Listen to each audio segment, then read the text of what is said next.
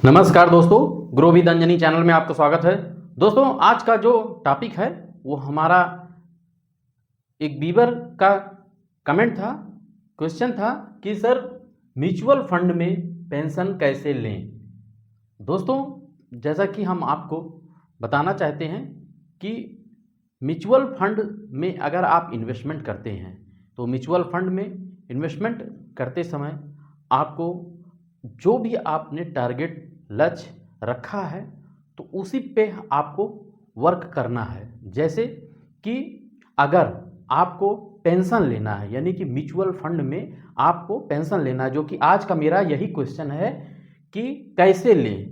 तो कैसे ले में आपका दो तीन चीज़ पेंशन लेने में आपको डिफाइन करता है।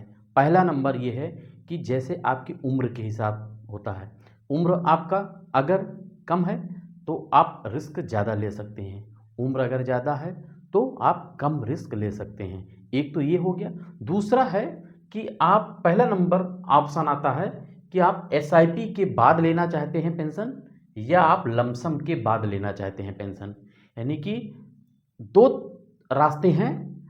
अब वो रास्ते आपकी अगर उम्र कम है तो आप पहले आप एसआईपी चलाएंगे किसी भी फंड में, और अगर आपका पेंशन ही लेना है लॉन्ग टर्म में तो आप जो है स्मॉल कैप और मिड कैप में फंड सिलेक्शन करके आप जो है वहाँ 10 साल 15 साल 20 साल जो भी आपके पास समय है वहाँ तक आप एसआईपी चलाएंगे। जब आपका कार्पस इकट्ठा हो गया, यानी कि जब आपका इकट्ठा हो गया तो वहाँ से आप फंड स्विच कर सकते हैं, क्योंकि आपको अब रिस्क लेने का समय ज़्यादा नहीं है, क्योंकि आपकी एज हो जाएगी। एज होने के बाद आप थोड़ा सा सेफ जोन में चलना चाहते हैं और वहीं से आप जो है अपना SWP यानी कि पेंशन सिस्टमैटिक विड्रॉल प्लान यानी कि आप पेंशन चालू कर सकते हैं। अब एग्जाम्पल के लिए जैसे मान लीजिए कि अभी 40 की एज है और आपका लक्ष्य है कि मैं 60 साल के बाद पेंशन लूं, तो ये आपका एक टारगेट हो गया, लक्ष्य हो गया, गोल हो गया। अब आपको उसी पे काम करना है कि मुझे मेरे पास समय कितना है, 20 साल। अब 20 साल के लिए मुझे अगर मेरे पास इकट्ठा पैसा नहीं है लमसम का तो हम एक एसआईपी चुन सकते हैं, सेलेक्ट कर सकते हैं और एसआईपी के माध्यम से हम 15 साल 20 साल तक हम कार्पस फंड में इन्वेस्टमेंट एसआईपी के माध्यम से करते रहेंगे। फिर लास्ट में वो पैसा बड़ा पैसा बन जाएगा। जब बड़ा पैसा बन जाएगा फिर हम चाहे 50 साल की एज से, चाहे 55 साल की एज से, चाहे 60 साल की एज से, जब भी चाहें तब से हम अपनी पेंशन स्टार्ट कर सकते हैं। या इसको बोलते हैं म्यूचुअल फंड में SWP। तो एक तो ये रास्ता हो गया। दूसरा रास्ता क्या है? दूसरा रास्ता है लमसम के बाद। पहला तो एसआईपी के बाद हो गया, आपको मैंने बताया एग्जाम्पल के तरीके। और आप लमसम के बाद कैसे करेंगे? लमसम के मतलब ये है कि जैसे आपकी एज कुछ भी है, जैसे 40 है, 50 है, 60 है, कुछ भी एज है, आपके पास अगर बड़ा पैसा कहीं से आया है या है आपके पास, तब आप सीधे लमसम कर सकते हैं।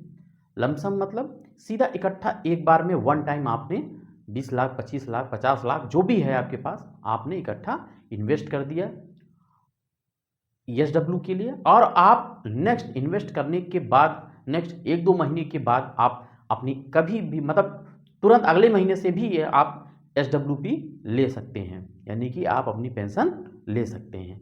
तो दोस्तों, ये दो रास्ते हुए। अब इसमें लमसम में जैसे मान लीजिए कि अगर आप तुरंत से स्टार्ट करना चाहते हैं तो तुरंत से भी ले सकते हैं। और अगर आप तुरंत नहीं करना है, जैसे मान लीजिए कि एज 40 है और आपके पास 25-30 लाख रुपया है, आप बहुत ज़्यादा रिस्क नहीं लेना चाहते हैं, तो आपने किसी भी फंड में आपने लमसम कर दिया। अब लमसम के बाद अगर आपको वहाँ से 15 साल बाद 20 साल बाद आपको SWP लेना है, तब आप उसी फंड से भी ले सकते हैं या आप फंड स्विच करके थोड़ा सा सेफ जोन पे अगर चल करके वहाँ से भी आप SWP ले सकते हैं। दोस्तों, रास्ते कई हैं पेंशन लेने के।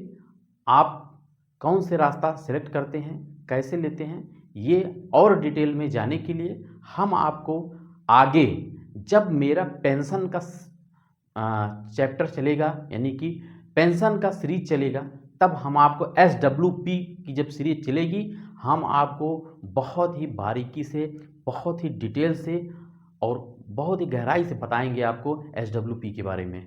दोस्तों अभी मेरे कई व्यूअर का क्वेश्चन था, कमेंट आ रहा था, व्हाट्सएप कमेंट था कि सर मुझे पेंशन के बारे में बताया जाए, तो इसलिए हम आपको थोड़ा सा शॉर्ट में ही बताएं, क्योंकि SWP का प्लान जो आपको बताना है वो बहुत ही विस्तृत है।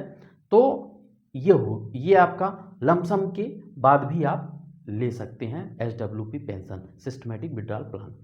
दोस्तों होता क्या है कि आप जो है, अगर आपकी एज कम है और आपके पास रिस्क लेने की क्षमता ज़्यादा है, अगर नहीं है तो कोई बात नहीं, अगर है रिस्क लेने की क्षमता तब आप जो है रिस्की फंड में जा सकते हैं और अपना पैसा 15 साल 20 साल के लिए आप वहाँ निवेश कर सकते हैं, छोड़ सकते हैं।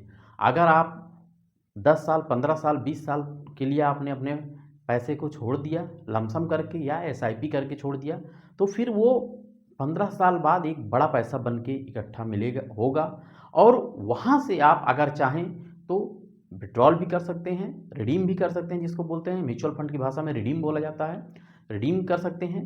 और रिडीम करने के बाद जो है आप वहाँ से अगर रिडीम नहीं करना चाहते हैं तो आप वहाँ से SWP भी कर सकते हैं, फिर और बहुत सारे रास्ते हैं। लेकिन आपको हमने ये जो तरीका दोनों बताया, अगर आपकी समझ में आएगा दोस्तों तो आप यस कमेंट करिएगा, और नहीं समझ में आता है तो फिर हम आगे और भी वीडियो बनाएंगे, हम आपको और डिटेल से पूरा पेंशन के बारे में बताएंगे।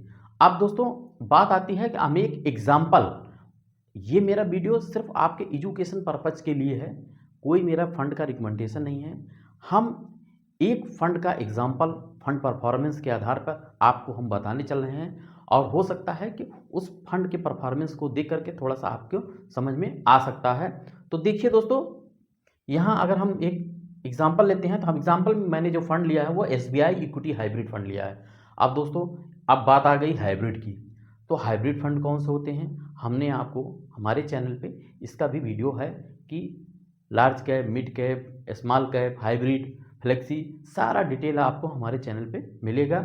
तो हाइब्रिड फंड जो होते हैं वो एक बैलेंस बना के चलते हैं, बैलेंसिंग रहता है, इसमें इक्विटी और डेट का दोनों मिश्रण होता है, मिक्स होता है। इस कारण से ये जब मार्केट बढ़ती है तो बहुत बढ़ते भी अपने एवरेजिंग में है, और अगर गिरती है तो गिरते भी एवरेज में, इसीलिए यहाँ से जो है लोग SWP ज़्यादा करते हैं।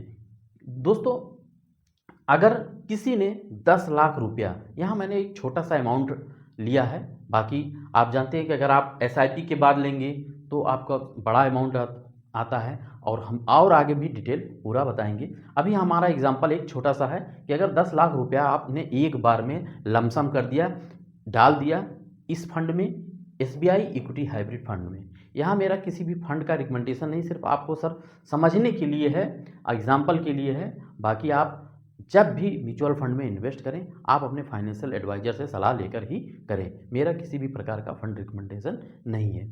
तो दोस्तों अगर 10 लाख रुपया आपने 1 अगस्त 2015 को निवेश कर दिया SBI इक्विटी हाइब्रिड फंड में, वहाँ डालने के बाद आप SWP लगा दिया 9 सितंबर 2015, यानी 2000 अगस्त में डाला और सितंबर में आपने लगा दिया SWP सिस्टमेटिक विड्रॉल प्लान, जिसको हम पेंशन प्लान भी कहते हैं, पेंशन का रूप बताते हैं। तो यहाँ हमने 6,000 रुपया पर मंथ का लगाया। एक एवरेज होता है कि अपने खर्चे बर्चे मतलब के लिए आपको एक 6,000 रुपया अगर का, तो अगर 6,000 रुपया पर मंथ आप लेते हैं हर महीने पेंशन, तो आप पूरे 10 साल, यानी मैंने जो 10 लाख रुपया 10 साल में आपने 7,20,000 रुपया आपको विड्रॉल हो गया, यानी पेंशन आप निकाल के अपना जीवन यापन के लिए जरूरी है, तो ये आपका पेंशन हो गया। इसके बाद भी जो आपने अपने पीछे जो आपके बच्चे हैं या अपनी फैमिली के लिए